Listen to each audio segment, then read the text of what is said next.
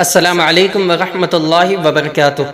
ٹڈی کے متعلق ایک پوسٹ شیئر کی گئی تھی جس میں ٹڈی کے متعلق کئی احادیث تھیں اور ان احادیث کی تحقیق طلب کی گئی تھی۔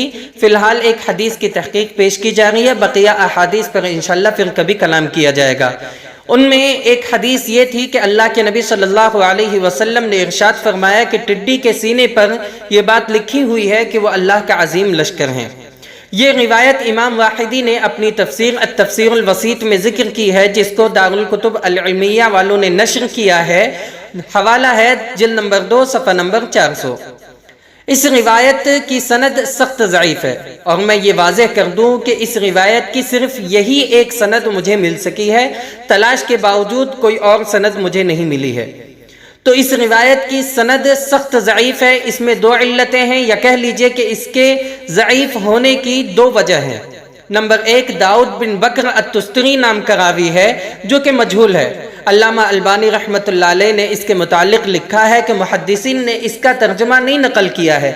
علامہ البانی رحمۃ اللہ علیہ کے قول سلسلۃ الاحادیث الضعیفہ میں جلد نمبر 6 صفحہ نمبر 114 حدیث نمبر 2605 کے تحت دیکھا جا سکتا ہے۔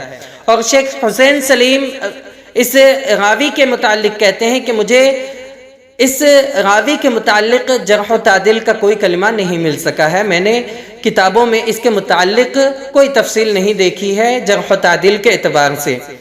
شیخ حسین سلیم کا قول مجمع الزوائد کی تحقیق میں دیکھا جا سکتا ہے، جو کہ دارالمنہاج سے چھپی ہوئی ہے، جلد نمبر 20 صفحہ نمبر 54۔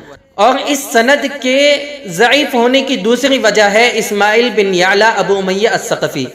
اس راوی کے متعلق علماء کرام کے محدثین کے اقوال کچھ اس طرح سے ہیں۔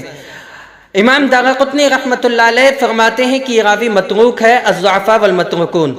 امام نسائی رحمۃ اللہ علیہ فرماتے ہیں کہ یہ راوی متروک الحدیث ہے، ان کا بھی قول الضعفاء والمتروکون للنسائی میں دیکھا جا سکتا ہے۔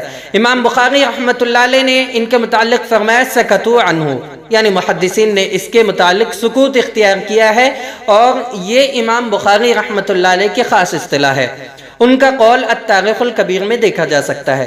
امام یحییٰ بن معین نے ایک بار جب ان سے سوال کیا گیا تو انہوں نے کہا کہ لیس بشیء، کہ یہ اس راوی کا اعتبار نہیں ہے، اور ایک مرتبہ جب سوال کیا گیا تو انہوں نے کہا کہ یہ راوی ضعیف ہے۔ تاریخ جو کتاب ہے یحییٰ بن معین کی، اس میں ان کا قول دیکھا جا سکتا ہے دوری کی روایت سے۔ اسی طرح ابن المدینی رحمۃ اللہ علیہ نے اس راوی کو ضعیف کہا ہے۔ سؤالات جو کتاب ہے ابن ابی شیبہ کی، اس میں ان کا قول دیکھا جا سکتا ہے۔ اور امام ابو داؤد رحمۃ اللہ علیہ نے اس راوی کو ایک مرتبہ متروک الحدیث، ایک مرتبہ متروک اور ایک مرتبہ ضعیف الحدیث کہا۔ ان کا یہ قول سؤالات الاجری میں دیکھا جا سکتا ہے۔ اور امام ابو حاتم رحمۃ اللہ علیہ فرماتے ہیں کہ یہ راوی ضعیف الحدیث ہے، اس کی احادیث منکر ہیں۔ امام ابو زرعہ رحمۃ اللہ علیہ فرماتے ہیں کہ یہ راوی ضعیف الحدیث ہے، اور فرماتے ہیں کہ لیس بشیء، اور فرماتے ہیں کہ واہی الحدیث ہے۔ الجرح والتعدیل میں امام ابو حاتم اور امام ابو زرعہ رحمہم اللہ کا قول دیکھا جا سکتا ہے۔ اسی طریقے سے امام ابو احمد الحاکم فرماتے ہیں کہ محدثین کے نزدیک یہ راوی قوی نہیں ہے۔ ان کا قول کتاب الاسامی والکنہ میں دیکھا جا سکتا ہے۔ امام ساجی رحمۃ اللہ علیہ فرماتے ہیں کہ یہ راوی ضعیف ہے۔ تو خلاصہ کلام یہ ہے کہ یہ سند سخت ضعیف ہے، اور اس کی دو علتیں ہیں۔ نمبر 1، داؤد بن بکر التستری جو کہ مجہول ہے۔ دوسرا، اسماعیل بن یعلا ابو امیہ الثقفی جو کہ محدثین کے نزدیک متروک ہے۔ واللہ تعالی اعلم بالصواب۔